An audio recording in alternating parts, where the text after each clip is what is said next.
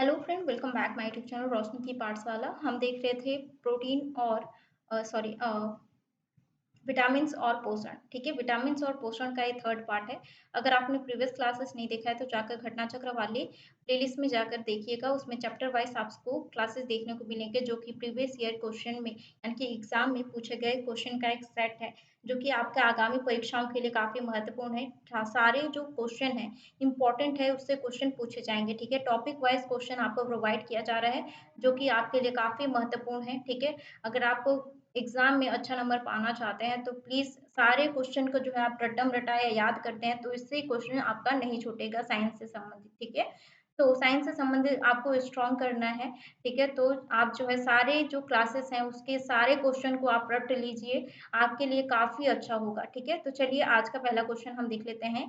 सूची एक को सूची दो से सम्मिलित जो है यानी कि मिलान कीजिए। इसमें जो है कौन सा सही है ये हमको ज्ञात करना है। ठीक है, तो अणु और उपस्थित तत्व दिया गया है। ठीक है, तो उसका जो है हमें मिलान करना है। तो विटामिन बी 12 को क्या कहा जाता है? विटामिन बी 12 को साइनोकोबालामिन, इट मीन्स कि इसमें कोबाल्ट पाया जाता है।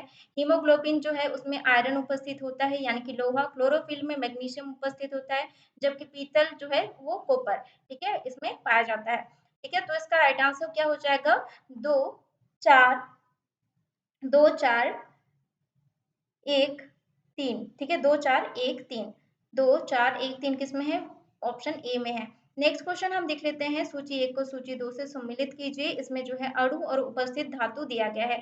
इसमें जो है विटामिन बी 12 में कोबाल्ट पाया जाता है, हीमोग्लोबिन में आयरन पाया जाता है, क्लोरोफिल में मैग्नीशियम और चाइकोपाइराइट यानी कि तांबा देखिए अलग नाम से दिया गया है। ठीक है, तो इसमें जो है कंफ्यूजन नहीं होना है, किस टाइप से कैसे क्वेश्चन पूछा जाता है इससे आपको आइडिया लग जाता है। ठीक है, सब चीज से जो है सब किसको क्या कहा जाता है सबसे आपको परिचित होना है। ठीक है, तो इससे जो है कंफ्यूजन दूर होती है। ठीक है, तो इसका राइट आंसर क्या हो जाएगा फ्रेंड?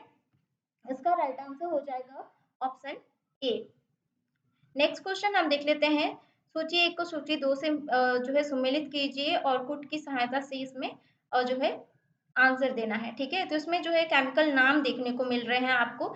तो विटामिन बी 1 बहुत बार मैंने बताया है कि इसका केमिकल नाम क्या है, आपको याद हो जाना चाहिए। ठीक है, अलग से आप पढ़ने मत बैठिए, पूरा जो है एक ही क्लास में आपको याद करना है। विटामिन बी 1 को क्या कहा जाता है? रेटिनॉल कहा जाता है। सॉरी, रेटिनॉल तो विटामिन ए का नाम है। ठीक है, तो बी 1 को क्या कहा जाता है? थायमिन कहा जाता है विटामिन बी 1 को। ठीक है, विटामिन बी 2 को क्या कहा जाता है? विटामिन बी 2 को राइबोफ्लेविन कहा जाता है। विटामिन बी 6 को क्या कहा जाता है? विटामिन बी 6 को कहा जाता है पायरिडॉक्सिन। विटामिन बी 12 को क्या कहा जाता है? साइनोकोबालामिन। कैल्सीफेरॉल किसका नाम है? विटामिन डी का नाम है। ठीक है, तो इसका राइट आंसर क्या हो जाएगा? इसका राइट आंसर हो जाएगा ऑप्शन बी। नेक्स्ट क्वेश्चन हम देख लेते हैं। विटामिन बी 1 यानी कि इसमें जो है सही सम्मिलित जो है युग्म नहीं है, ये हमें ज्ञात करना है। ठीक है, सॉरी, सही सुमेलित युग्म को हमें ज्ञात करना है जो सही सुमेलित है। ठीक है, तो इसमें जो है केमिकल नाम दिया गया है और उसका यौगिक दिया गया है। ठीक है, विटामिन बी 1 का जो नाम है वो क्या है? विटामिन बी 1 का थायमिन, जबकि रेटिनॉल किसका नाम है? विटामिन ई का। ठीक है, और विटामिन बी 2 का नाम क्या है? राइबोफ्लेविन। तो ये जो है सही सुमेलित है, तो इसका राइट आंसर क्या हो जाएगा? Option B. विटामिन बी 6 का नाम मैंने क्या बताया था? पायरिडॉक्सिन, जबकि नियासिन किसका नाम है? नियासिन, नियासिन किसका नाम होता है? विटामिन बी 3 का। ठीक है, विटामिन बी 3 का नाम होता है नियासिन और या फिर निकोटिनिक अम्ल। ठीक है, और विटामिन सी, विटामिन सी का नाम क्या होता है? यानी कि सॉरी, कैल्सीफेरॉल तो विटामिन डी का नाम होता है, विटामिन सी का नाम है एस्कॉर्बिक एसिड। ठीक है, तो इसका राइट आंसर हो जाएगा ऑप्शन बी। नेक्स्ट क्वेश्चन हम देख लेते हैं। कौन सूक्ष्म तत्व नहीं है? गंधक जो है सूक्ष्म तत्व नहीं होता है। नेक्स्ट क्वेश्चन है पपीता में मुख्यतः कौन सा विटामिन पाया जाता है? तो कौन सा विटामिन पाया जाता है मुख्यतः पपीता में? तो इसका राइट आंसर हो जाएगा विटामिन सी। नेक्स्ट क्वेश्चन हम देख लेते हैं। विटामिन सी यानी कि विटामिन ए का प्राकृतिक स्रोत नहीं है, कौन सा नहीं है? दूध। नेक्स्ट क्वेश्चन है निम्नलिखित में से कौन प्रोटीन को विकृत नहीं करता है? प्रोटीन को विकृत कौन सा नहीं करता है? अवरक्त किरणें। नेक्स्ट क्वेश्चन है तरुण व वृद्ध व्यक्तियों में प्रोटीन की आवश्यकताएं होती है, यानी कि तरुण में किसमें कम होता है, किसमें ज्यादा होता है। तो इसमें जो है इसका राइट आंसर हो जाएगा वृद्धों में जो है, यानी कि बड़े लोगों में जो है, वृद्ध अवस्था के लोगों में उच्चतर मात्रा में प्रोटीन की आवश्यकता होती है, क्योंकि उनकी सेल्स जो है सेल्स के लिए, उनके सेल्स के ग्रोथ के लिए जो है उच्चतर मात्रा में प्रोटीन की आवश्यकता होती है, जबकि तरुणों में न्यूनतर होती है। ठीक है, और इसका राइट आंसर हो जाएगा ऑप्शन सी। सामान्य क्रियाशील महिलाओं के लिए प्रोटीन की प्रयुक्त दैनिक मात्रा है, तो इसका राइट आंसर हो जाएगा 45 ग्राम। नेक्स्ट क्वेश्चन है, दूध पिलाने वाली माँ को प्रतिदिन आहार में कितने ग्राम प्रोटीन की आवश्यकता होती है? वेरी वेरी इंपॉर्टेंट क्वेश्चन है, तो इसका राइट आंसर हो जाएगा 70 ग्राम। नेक्स्ट क्वेश्चन है, निम्न में से कौन सा एक कथन सही नहीं है? तो इसमें से कौन सा एक कथन सही नहीं है? तो इसका राइट आंसर हो जाएगा दूध में कोई भी विटामिन नहीं होता, ये जो है सही नहीं है, जबकि विटामिन होते हैं। ठीक है, विटामिन ए जो है रेटिनॉल के अभाव के कारण जो है त्वचा शुष्क तथा सल्की हो जाती है, और जोड़ों में पीड़ा होना स्क्रबी के यानी कि लक्षणों में से एक है, और विटामिन बी 1 जो है थायमीन जिसको कहा जाता है अभाव में हृदयघात हो सकता है, तो ये जो है सही कथन है। नेक्स्ट क्वेश्चन हम देख लेते हैं, माँ का दूध अ, दुग्ध नवजात को लगभग संपूर्ण आहार प्रदान करता है, किंतु इसमें निम्नलिखित का अभाव होता है। तो इसमें किसका अभाव होता है? तो इसका राइट आंसर हो जाएगा आयरन का अभाव होता है। नेक्स्ट क्वेश्चन हम देख लेते हैं, बोतल का दूध पिलाने वाले बच्चों की तुलना में माँ का दूध पीने वाले बच्चों में निम्नलिखित में से कौन से विशिष्ट लक्षण होते हैं? तो इसमें विशिष्ट लक्षण किसमें होते हैं? देखिएगा, वह कम मोटा होता है, इसमें रोगों का प्रतिरोधक जो क्षमता होती है वो अधिक होती है, यानी कि उसमें रोग का प्रतिरोध करने की क्षमता जो है अधिक होती है, उसे विटामिन और प्रोटीन अधिक मिलते हैं, उसकी लंबाई में जो है असामान्य वृद्धि होती है। तो इसका राइट आंसर क्या हो जाएगा? 1, 2, 3 जो है वो क्या है, विशिष्ट लक्षण होते हैं जो बोतल का दूध पीने वाले बच्चे की तुलना में माँ का दूध पीते हैं। ठीक है, नेक्स्ट हम देख लेते हैं, दूध में प्रोटीन और कार्बोहाइड्रेट के अतिरिक्त पोषणदायक अन्य तत्वों में सम्मिलित है। तो अन्य तत्वों में सम्मिलित क्या है? तो इसका राइट आंसर हो जाएगा कैल्शियम और पोटेशियम। नेक्स्ट है, स्टार्च में है एक। ठीक है, स्टार्च में क्या होता है? स्टार्च में, तो इसका राइट आंसर हो जाएगा पॉलीसेक्राइड होता है स्टार्च। स्टार्च, हाँ, स्टार्च पॉलीसेक्राइड होता है। नेक्स्ट हम देख लेते हैं, स्टार्च और सेल्यूलोज के बारे में निम्नलिखित कथनों में से कौन सा सही नहीं है? तो स्टार्च और सेल्यूलोज में कौन सा सही नहीं है कथन? तो इसका राइट आंसर हो जाएगा आयोडीन के साथ दोनों रंग प्रदान करते हैं, तो ये सही नहीं है। नेक्स्ट है, निम्नलिखित में से किससे जो है कुपोषण होता है? तो किससे होता है कुपोषण? तो इसका राइट आंसर हो जाएगा अति पोषण से, अल्प पोषण से और असंतुलन पोषण से, तो इसका राइट आंसर हो जाएगा ऑप्शन डी। नेक्स्ट क्वेश्चन हम देख लेते हैं, निम्नलिखित कथनों पर विचार कीजिए। इसमें जो है क्या है, मानव भोजन में वसा अम्लों का एक भाग होना चाहिए। ठीक है, क्या बोल रहा है? मानव भोजन में वसा अम्लों का एक भाग होना चाहिए, तो हाँ होना चाहिए। और सामान्य भोजन में 75 ग्राम वसा होनी चाहिए। ठीक है, और मानव शरीर कोशिकाएं किसी भी प्रकार के वसा अम्लों का संश्लेषण नहीं कर सकती, तो ये गलत है, कर सकती है। और आवश्यक वसा, क्योंकि जो है वसा यानी कि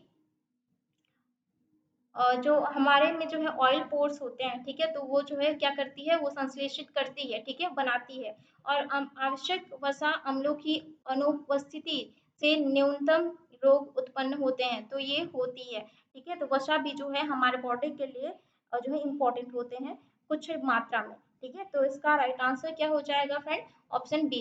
नेक्स्ट क्वेश्चन हम देख लेते हैं, अलसी किसका प्रचुर होता है? तो अलसी जो है किसकी प्रचुरता पाई जाती है इसमें? अलसी में ओमेगा 3 और वसी अम्ल। नेक्स्ट क्वेश्चन हम देख लेते हैं, निम्नलिखित में से कौन सा अल्फा नीलोलैनिक अम्ल यानी कि 18 कार्बन युक्त ओमेगा 3 फैटी एसिड का सर्वोत्तम स्रोत है? तो इसका राइट आंसर हो जाएगा अलसी। अलसी में जो है ओमेगा जो अल्फा लिनोलेनिक अम्ल जो है वो काफी मात्रा में पाई जाती है, प्रचुर मात्रा में। नेक्स्ट हम देख लेते हैं, निम्नलिखित खाद्य पदार्थों में से कौन सा सभी आवश्यक अमीनो अम्लों का सर्वोत्तम है? ठीक है, तो इसका राइट आंसर हो जाएगा फ्रेंड अंडा। ठीक है, नेक्स्ट क्वेश्चन हम देख लेते हैं, यानी कि इसमें जो है आवश्यक अमीनो अम्लों का सर्वोत्तम स्रोत है। अंडा का जो है अमीनो एसिड नहीं पाया जाता है, ऐसा मत कीजिएगा, ठीक है? अगर क्वेश्चन में प्रोटीन नहीं रहता है, ठीक है? अगर देखिएगा अमीनो अम्ल किससे मिलकर बना होता है? प्रोटीन से, सॉरी यानी कि प्रोटीन जो है किससे मिलकर बना होता है? अमीनो एसिड से, ठीक है? तो अमीनो एसिड है, इसका मतलब है कि प्रोटीन है, ठीक है? तो इसका राइट आंसर हो जाएगा अंडे में काफ़ी मात्रा में पाया जाता है प्रोटीन। नेक्स्ट है हमारे शरीर में त्वचा तल के नीचे विद्यमान वसा निम्नलिखित में से विरुद्ध अवरोधक का काम करती है। तो किसका अवरोधक का काम करती है? तो इसका राइट आंसर हो जाएगा शरीर की ऊष्मा का क्षय का।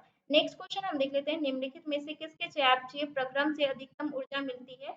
तो इसका राइट आंसर हो जाएगा फ्रेंड वसा। नेक्स्ट क्वेश्चन है, निम्नलिखित में से कौन सा आहार समूह मनुष्य के शरीर को अधिकतम ऊर्जा प्रदान करता है? तो अधिकतम ऊर्जा किसमें प्रदान करता है? कौन प्रदान करता है? कार्बोहाइड्रेट, वसा और प्रोटीन, ठीक है? नेक्स्ट क्वेश्चन हम देख लेते हैं, अधिकांश प्राणियों के जीवित पदार्थ का लगभग 80% पदार्थ है।